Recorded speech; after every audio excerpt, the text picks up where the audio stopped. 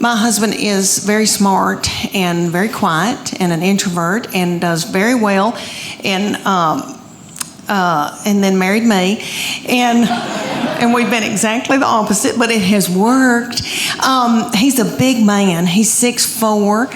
He can kick a door in, and I like that.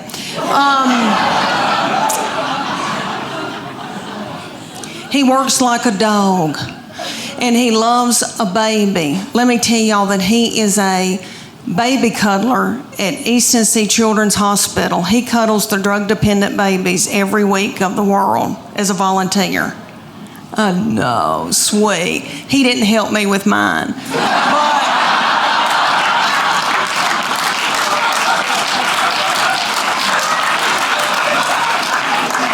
Because he was out making a living and paying for all this. We've got 2 still in college, and I wanted a 4th baby so bad. When my baby child went to kindergarten, I nearly grieved myself to death. I thought, Lord, what am I going to do with all this time on my hands? I hope I don't get hooked on whiskey and start honky-tonking. And about 3 weeks into her going to kindergarten, I was like, woohoo! Woohoo! Now I can go get a pap smear without somebody sitting on my head.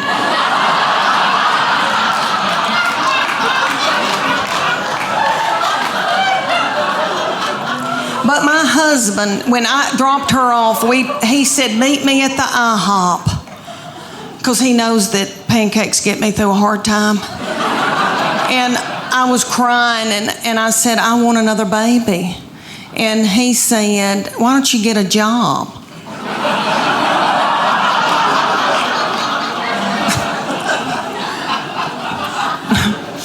Yeah, right. So I said, I want a 4th baby. And he said, y'all are sucking the financial life out of me. So he bought me a dachshund. I had that dachshund for years. She's gone now. But let me tell you, she and I both got thyroid issues. She had cushions. I was walking her in our neighborhood one day, and a little girl came out in her driveway, and she said, can I pet your groundhog? Oh, y'all. So about my husband. All right, so my husband is a big man and is 6'4". I'm 5'8". We breed big kids. And we wanted them to be in sports and when they were growing up, and so we made them do all kinds of mess they didn't want to do. And we put our boy, when he was little bitty, we put him in T-ball. He hated it. I don't know if any of y'all have had a baby play T-ball, but for those of you who don't know, T-ball season, it's about 110 degrees outside. It's little children that are 4 look like they've got a diaper on under their baseball pants or a pull-up. The games last about 3 hours. Nobody ever hits the ball, throws the ball, catches the ball, makes contact with the ball. My baby laid in a fetal position in the outfield the entire season. He never touched a ball. Every once in a while, he'd pop his little head up and say, water. One game, it was so hot, and I told the middle one to go out and take her brother a water bottle. She was about 2.5, and she went walking out there with a tutu and a crown and a wand and her pink prostitute shoes from Walmart. She walked about halfway, stopped, got a glazed look over her eyes, pulled her little panties to the side, and pooped in the T-ball field. She really did. So I had to run out there and get a stick and flick it into the woods because I didn't want another child to step in it or think it was a milk dud. There was actually a sign up in one of the vegetarian restaurants I used to go to that said, if animals could speak, we would all be vegetarians. That's not true. It's not true, because people can speak, we still hate them, so why wouldn't it work for animals too? Some animals are gonna have an attitude problem. Sorry, cat people. I just feel like if animals could talk, you would walk into a diva fit every day. You would just walk in, your cat's like, excuse me. I don't approve of the new food you bought. That kitty litter is disgusting and your presence is annoying me.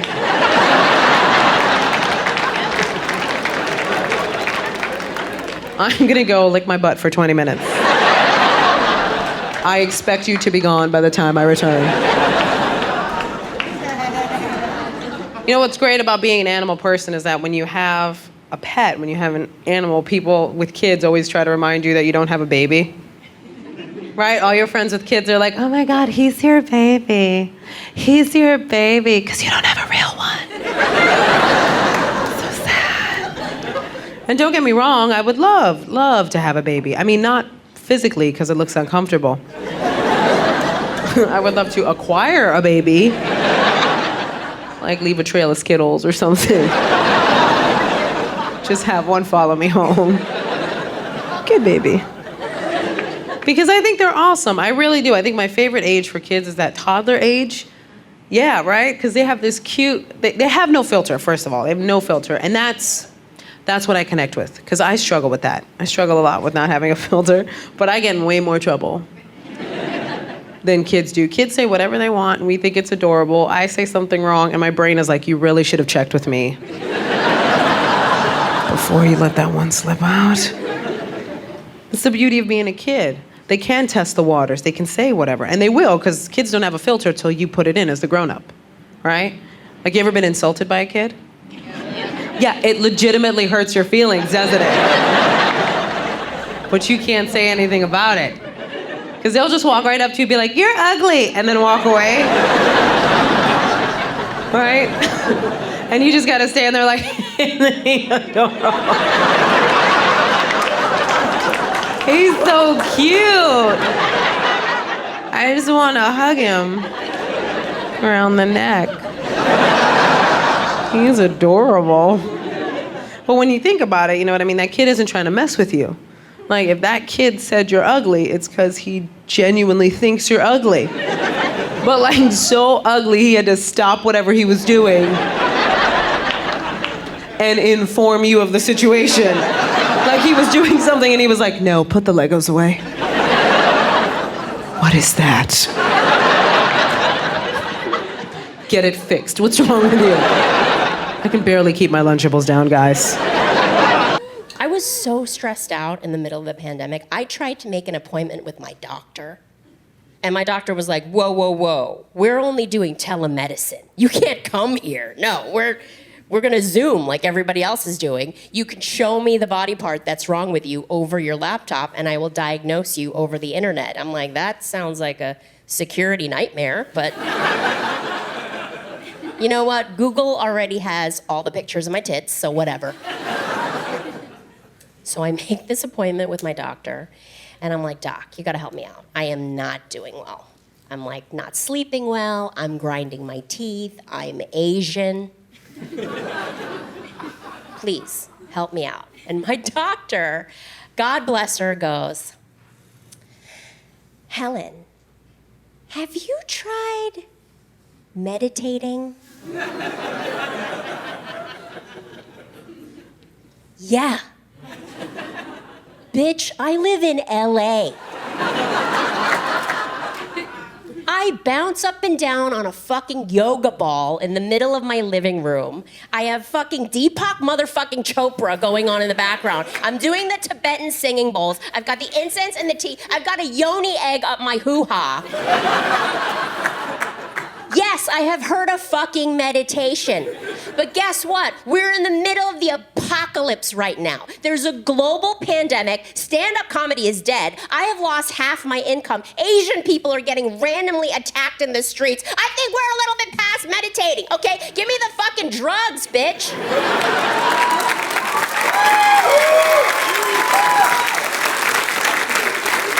Let's triple up my Lexapro, pile on the Zoloft, give me the Xanax, crushed so I can snort it because I need it yesterday. Stop wasting my fucking time. Let's do this. She said no. which is why I'm on 300 CBD edibles right now. I feel great. She goes like this. She's like, Helen, I'll make you a deal. I will write you a prescription for 5 Xanax. And once you get through the 5, you come back and see me. And if you're doing okay, I'll give you another 5. 5 fucking Xanax?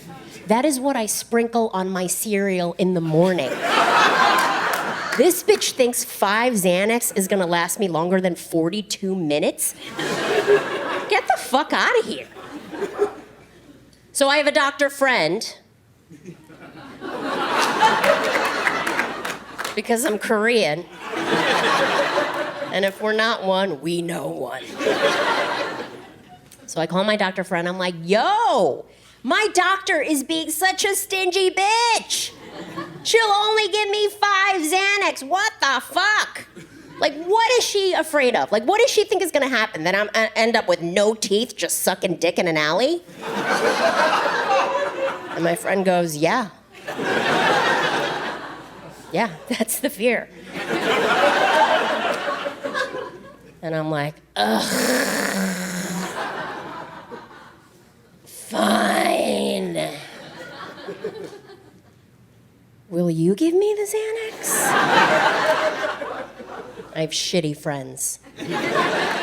One time I got into a fight, kind of, not really. It was someone's birthday that worked at the club, and a woman was serving cake for the birthday. And she normally is the t-shirt lady for the DJ. She sells t-shirts for the DJ. And, but today she was serving cake, and I guess she didn't want to. But I didn't know that. I just walk up, I see my friend Lori there, and I'm like, hey, Lori, where you been? She's helping her, cut cake and stuff. So the woman comes at me. She's like, you want cake? Bitch, it ain't your birthday. What the hell are you so aggressive for with the, But you know how you do with cake. You just go, no cake. No cake. Intermittent fasting, No cake after 8. Do you want cake? I was like, no. Why is she so upset? She said again, do you want cake? I was like, no. She's like, then goodbye. Goodbye. And I was like,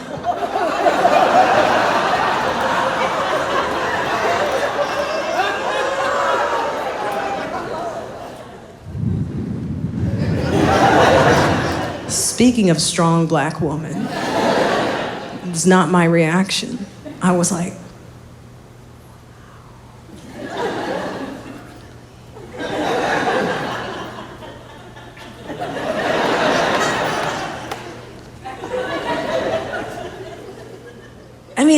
here's the thing, I look at this, I work out, I box 4 times a week, but wait. I forgot to mention, this was a Latino woman in a bad mood with a knife, cutting cake. Sometimes, part of my training is you gotta do the math. I trained to box, but she looked like she never had to train. It looked like it was just in her. And I walked away.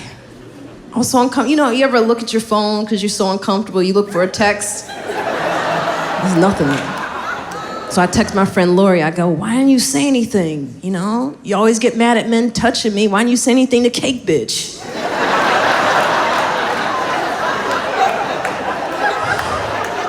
I was so upset, man. And I thought it just bothered me the whole night. And then the next day, I decided to write a letter to the club. That's what I do. Oh, I'm a letter writer. Yelp reviews, whew. It's when I'm at my most woke. So I wrote the DJ, because I was like, he's attached to her. I'm gonna get this bitch. Dear DJ, currently working on a project for CNN. Maybe not.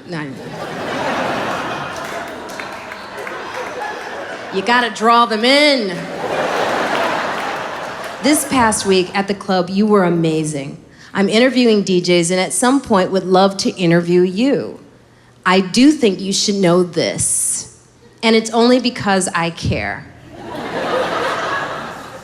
I experienced something that I think you should be aware of.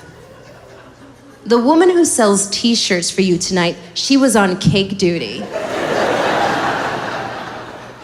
And she yelled at me because I did not want cake. I know, it's like you didn't know black women did this, did you?